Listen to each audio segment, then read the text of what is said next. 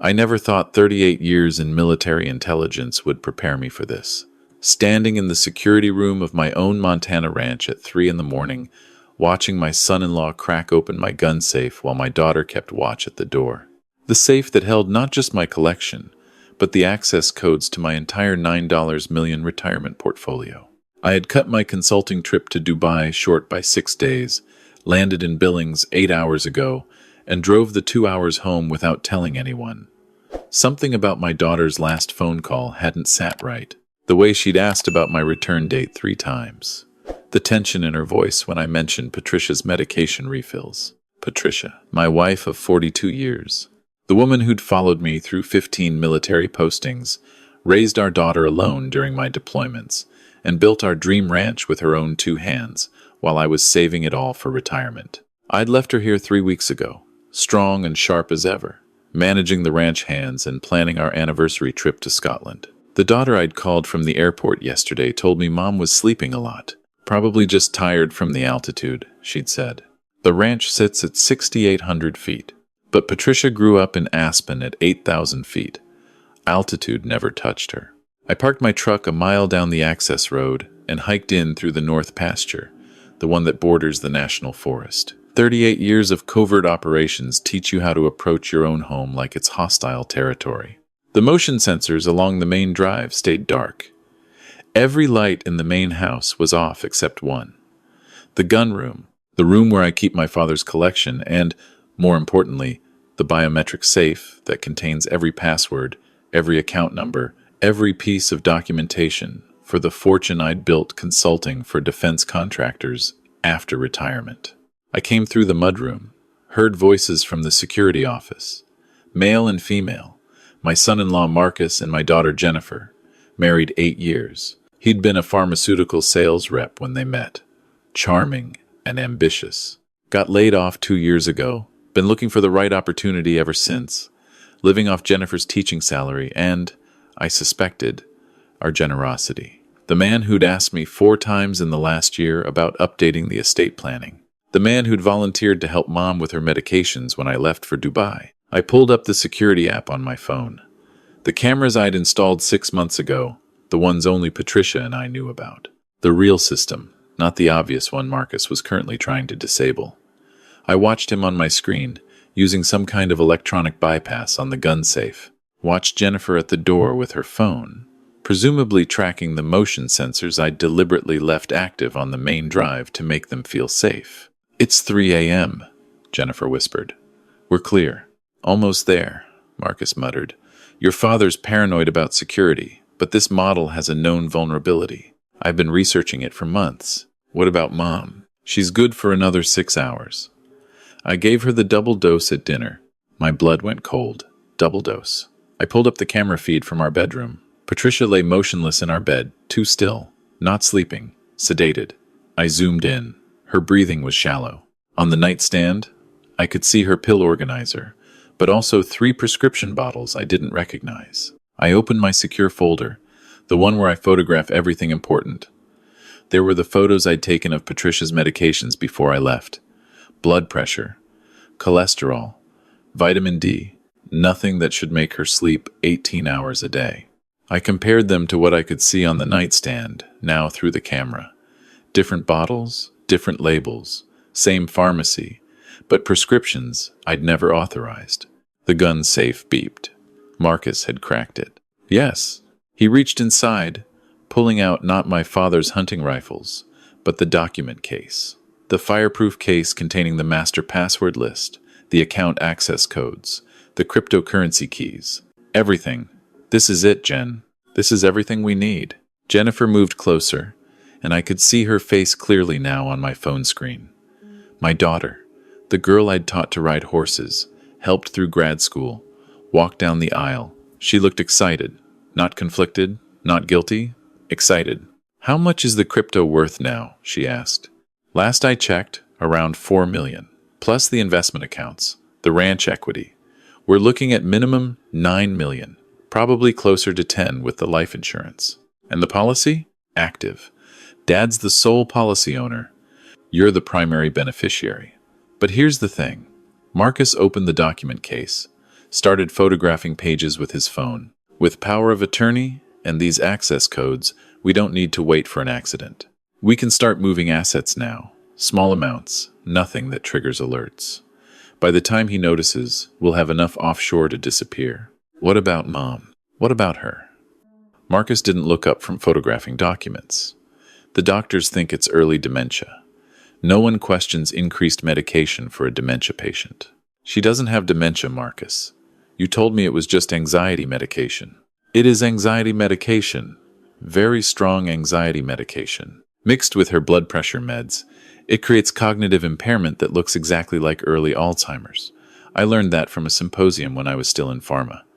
The symptoms are indistinguishable. I watched my daughter's face, saw the moment of doubt cross it, then saw her push it away. How long? Jennifer asked quietly. How long what? How long do we keep her like this? Marcus finally looked up. As long as necessary. Your father travels for consulting work. Could be 6 months. Could be a year. Eventually, Mom's dementia gets worse. She needs full-time care. We have power of attorney. We make the decisions. Nursing home. Your father's too busy traveling to manage it all. We're the dutiful children, taking over the burden. And we have complete access to everything. And if Dad retires early, stops traveling, then we adjust the timeline. Marcus went back to photographing documents. But men like your father don't retire, Jen. They work until they drop dead at their desk. It's who he is. I'd heard enough. I stepped out of the mudroom into the hallway. I didn't try to be quiet. 38 years of military service taught me when stealth mattered and when presence mattered. This was a presence moment. My boots on the hardwood floor echoed like gunshots. I walked through the great room toward the security office. Through the camera feed on my phone, I watched them freeze. Watched Marcus's head snap up. Watched Jennifer's eyes go wide. What if your father comes home early? Marcus whispered, his voice sharp with panic. He's not supposed to be back for 6 more days, Jennifer hissed. The tracking app shows his phone still in Dubai. I know what the app shows. I stepped into the doorway. Because I left my work phone in Dubai with a colleague who's enjoying an extended vacation on my dime. I flew home commercial with my personal phone, the one neither of you knew I had. Marcus dropped the documents. Jennifer's phone clattered to the floor. I looked at them. My son-in-law, my daughter. These 2 people I'd trusted with my home, my wife, my legacy. Marcus had the sense to look terrified. Jennifer just looked stunned, like a deer in headlights. Dad, she started. This isn't... Don't. My voice came out quiet, cold. The voice I'd used interrogating enemy combatants. I've been watching you for the last 20 minutes. I heard everything. Every word about the medications. Every word about the power of attorney. Every word about the timeline. Marcus moved, stepped forward, put himself between Jennifer and me. Now, Richard, let's talk about this. You're jumping to conclusions. I'm going to tell you what's going to happen now, I interrupted. You're going to put those documents back exactly where you found them. Then you're going to sit in those chairs and not move while I check on my wife. Then we're going to have a very detailed conversation about what medications you've been giving Patricia and where you got them. And then you're both going to pray that when the sheriff arrives, my wife is okay. Because if she's not, Marcus, I've spent 4 decades learning very creative ways to make people regret their decisions. You can't threaten me. Marcus tried for bravado, but his voice shook. You're just a bitter old man who can't stand that your daughter has her own life. I moved faster than a man my age should. 38 years of hand-to-hand combat training doesn't fade. I had Marcus face down on the floor, with his arm locked behind his back, before he could finish the sentence. Pressure, point control. Non-lethal. Effective. Jennifer, I said calmly, maintaining the hold. Call 911. Tell them we need an ambulance for a possible medication overdose and police for an attempted theft. Now. My daughter didn't move. She stood there, tears streaming down her face, phone in her hand. Jennifer, Dad, please, we can work this out. Nobody has to know. Your mother is upstairs sedated with medications she was never prescribed. Your husband just admitted on camera to systematically poisoning her to fake dementia symptoms. You helped him break into my safe to steal information that would give you access to my entire financial life. So no, sweetheart, we can't work this out. Call 911 or I will. She made the call, shaking, crying, but she made it. I kept Marcus restrained until I heard the sirens. Then I zip-tied his hands behind his back with the flex cuffs I kept in my desk drawer. Old habits from military police training, and went upstairs to Patricia. My wife lay in our bed looking small and fragile in a way that broke something in my chest. I checked her pulse. Steady, but slow. Too slow. Her breathing shallow. I grabbed the prescription bottles from the nightstand, read the labels. Diazepam, high dose. Prescribed to Patricia Foster by Dr. Michael Chen. Except Patricia's doctor was Dr. Sarah Martinez. Had been for 15 years. I'd never heard of Michael Chen. The second bottle was trazodone. Same fake doctor. The third was something called clonazepam. All sedatives. All prescribed within the last 3 weeks. All filled at a pharmacy 2 towns over. Not our usual place in town. I heard the ambulance pull up, then voices downstairs. Jennifer talking to the paramedics. Marcus yelling about assault, about illegal restraint, about calling his lawyer. I stayed with Patricia, held her hand, talked to her even though she couldn't respond, told her I was sorry, sorry for leaving, sorry for not seeing it, sorry for trusting our daughter. The paramedics came up. I showed them the bottles, watched their expressions shift from routine to concerned to alarmed. They got Patricia on a gurney, started an IV, checked vitals. One of them, a woman, maybe 30 years old, looked at me with something like pity. How long has she been taking these? I left 3 weeks ago. She was fine, normal. According to my daughter, Mom started sleeping a lot about 2 weeks ago. The paramedic nodded grimly. This combination, at these doses, she's lucky to be alive. We need to get her to Billings Regional immediately. They'll need to flush her system, monitor for complications. Will she be okay? I don't know. These medications together can cause serious cognitive damage if administered over weeks. We won't know the full extent until she's conscious, and we can run tests. They took Patricia. I followed the gurney downstairs. Sheriff Tom Blackwood was in my great room with 2 deputies, talking to Jennifer and Marcus. Tom and I had served together in the first Gulf War. He'd gone into law enforcement after. I'd gone into intelligence. We'd stayed friends through everything. Richard, he said as I came down, Jennifer says there's been a misunderstanding. Says you assaulted Marcus without provocation. There's no misunderstanding. I pulled out my phone, opened the security app. I have 20 minutes of video of them breaking into my safe, discussing how they've been systematically sedating my wife to fake dementia symptoms, and planning to steal my assets. Would you like to watch it? Or should I just send you the file? Tom's expression hardened. Send it. I sent it. He watched. I watched him watch it, saw his jaw tighten. Jennifer Foster, Marcus Reed, you're both under arrest. Tom nodded to his deputies. Conspiracy to commit theft, elder abuse, fraud, potentially attempted murder depending on what the doctors find. Dad, please, Jennifer sobbed. I didn't know he was giving Mom that much medication. I thought it was just helping her sleep. You thought you'd inherit $9 million and didn't ask too many questions about how. I looked at my daughter, tried to see the little girl I'd raised. Couldn't find her. You heard him describe the timeline. Heard him talk about keeping her sedated for months. For years. And you asked, how long, like you were discussing a business plan. I panicked. I didn't mean. You meant enough to be in that room at 3 a.m, watching him crack my safe. The deputies cuffed them both, read them their rights. Jennifer kept crying, kept trying to make eye contact with me. I looked away. Marcus stayed silent, except to invoke his right to a lawyer. Tom put a hand on my shoulder as they were let out. I'll need you to come in and make a formal statement. But for now, go be with Patricia. I'll handle this. Thank you. Don't thank me. This is going to get ugly, Richard. Your daughter's going to face serious charges. I know. I drove to Billings Regional. Made it there before the ambulance because I knew the back roads and wasn't constrained by following traffic laws. Spent the next 6 hours in a waiting room while doctors worked on Patricia, flushed her system, ran tests, checked for organ damage. Dr. Sarah Martinez found me around 9 a.m., Patricia's actual doctor, the one who'd been treating her for 15 years. Richard. She sat down next to me, and I could tell from her face it wasn't good news. Patricia's stable.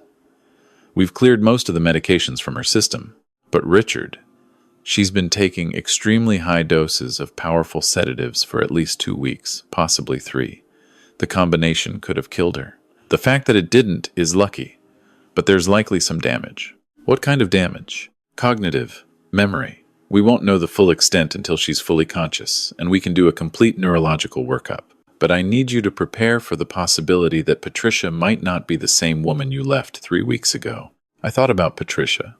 Sharp, funny, the woman who could quote Yeats and rope a steer in the same afternoon. The woman who'd built our ranch into something beautiful while I was overseas, building nothing but files and regrets.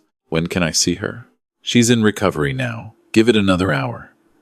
But Richard, about these prescriptions. Dr. Martinez pulled out her tablet, showed me the bottles the paramedics had brought. These weren't prescribed by me.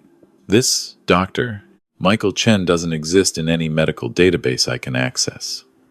These are either black market or someone has access to prescription pads and pharmaceutical connections. My son-in-law worked in pharmaceutical sales, got laid off 2 years ago. Dr. Martinez's expression darkened. I need to report this. If he has access to prescription medication and he's falsifying scripts, this could be much bigger than one case of elder abuse. Do what you need to do. I sat in that waiting room for another hour. Thought about the last 8 years. Thought about Marcus at family dinners, always asking about my work, my travels, my finances. Always curious about the investments, the retirement planning, the estate. Jennifer defending him. He's just interested in your life, Dad. He admires you. I thought about the trips I'd taken over the last 2 years. More frequent, longer. The consulting gigs that kept me away for weeks at a time. Had that been part of the plan? Keep me traveling. Keep Patricia isolated. Gradually increase the medications until she was completely dependent? I thought about the power of attorney Jennifer had asked me to sign 6 months ago. Just in case something happens while you're overseas, Dad. So I can help Mom with bills and healthcare decisions. I'd been about to sign it. Patricia had talked me out of it. I'm perfectly capable of managing our life, Richard. Your daughter means well, but we don't need her permission to live. Patricia, always seeing clearer than I did. A nurse found me at noon. Mr. Foster, your wife is awake. She's asking for you. I followed her to the recovery room. Patricia was propped up on pillows, looking pale and tired but alive. Conscious, her eyes focused on me as I walked in, and for a moment I was terrified she wouldn't recognize me. Richard, she said, and her voice was hoarse but clear. You're supposed to be in Dubai. I came home early. I sat in the chair next to her bed, took her hand. How do you feel? Like I've been asleep for a month. Like my brain is full of cotton. What happened? I told her. All of it. Watched her face as I explained about Marcus, about the medications, about Jennifer keeping watch while he cracked the safe. Watched tears stream down her face. Our daughter, she whispered. Our baby. I know. How long, Richard? How long was he doing this to me? We think 2 to 3 weeks, maybe longer. Patricia closed her eyes. I remember being tired. So tired all the time. Marcus would bring me tea in the mornings after you left. Said it was a special blend to help with the altitude. I remember thinking that didn't make sense because I grew up in Aspen, but I was too tired to argue. She opened her eyes again. He poisoned my tea. Yes. And Jennifer? She knew. Not everything, maybe, but enough. Patricia was quiet for a long moment. When she spoke again, her voice was harder. I want to press charges. I want them both prosecuted to the full extent of the law. I don't care that she's our daughter. She watched him do this to me. I know. I could have died, Richard. I know. We sat together in silence.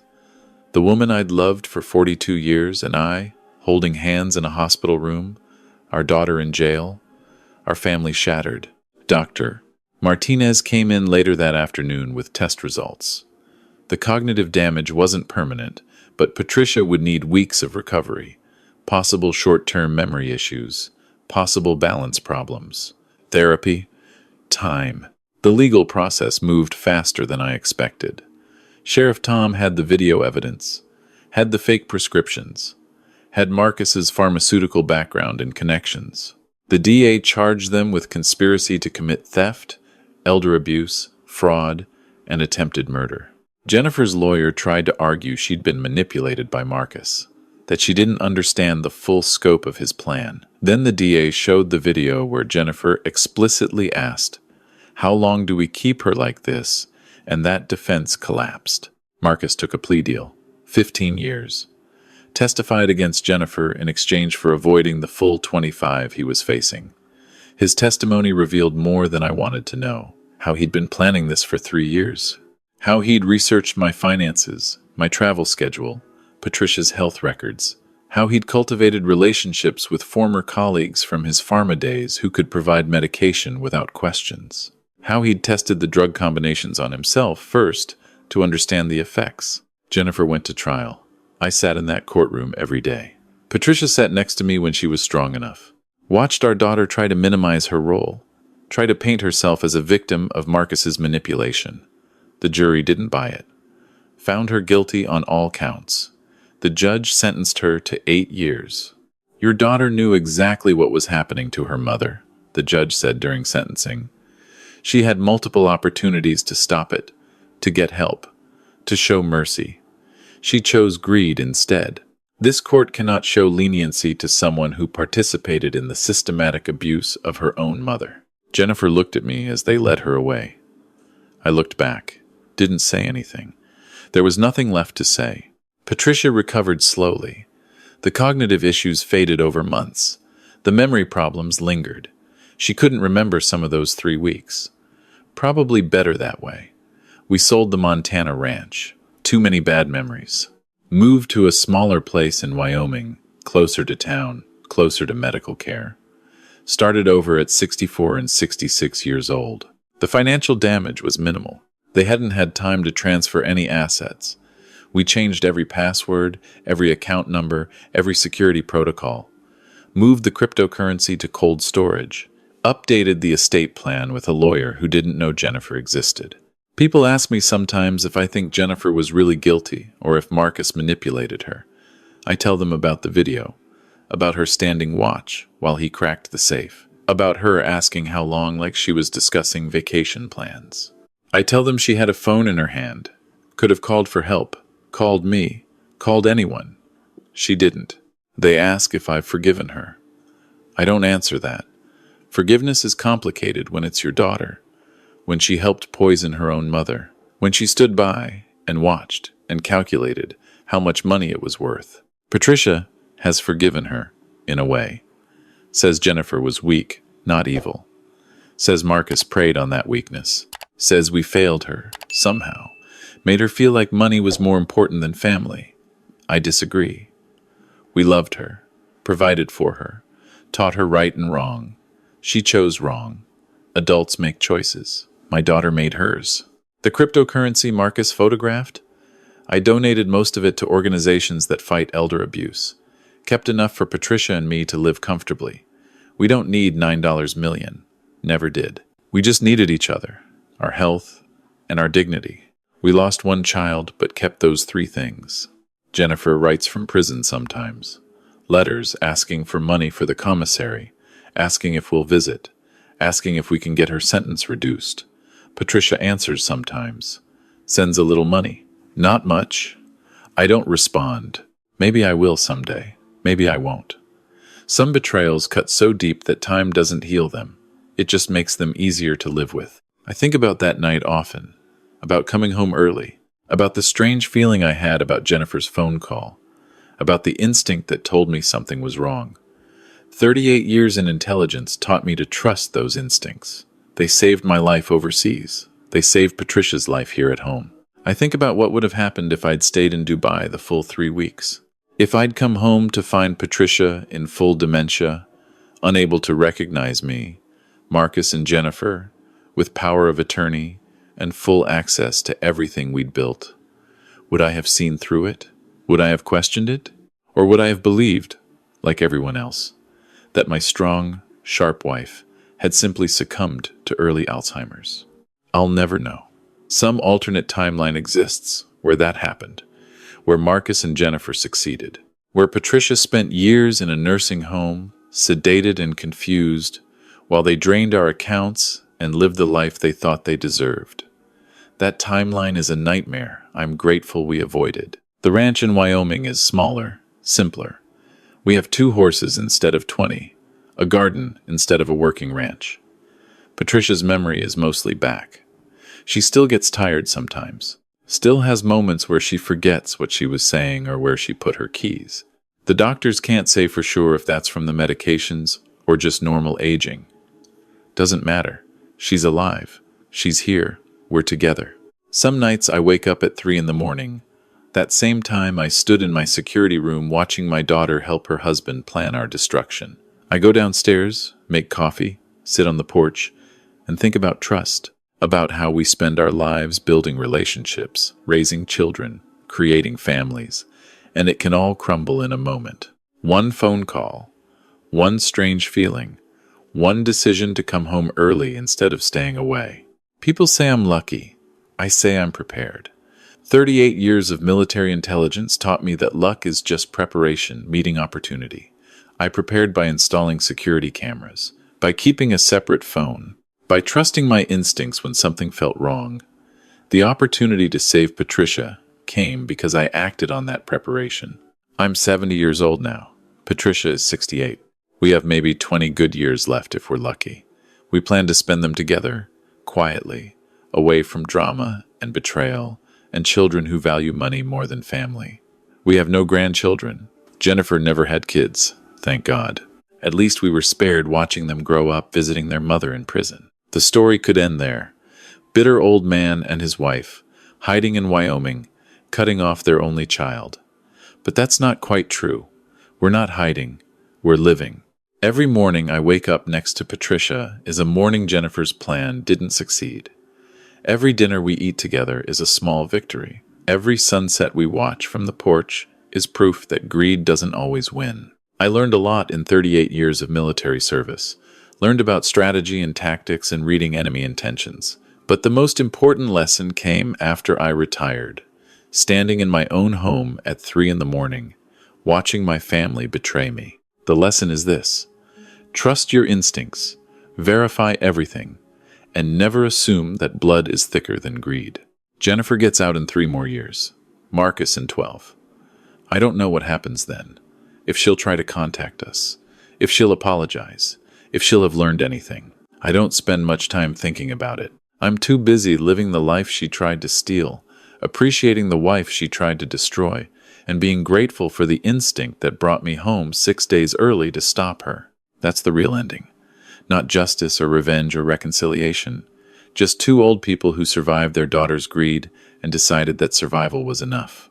That living well is its own form of victory. That sometimes the happy ending isn't getting your family back. Sometimes it's just keeping the family you still have safe. We're safe now, finally. And that has to be enough.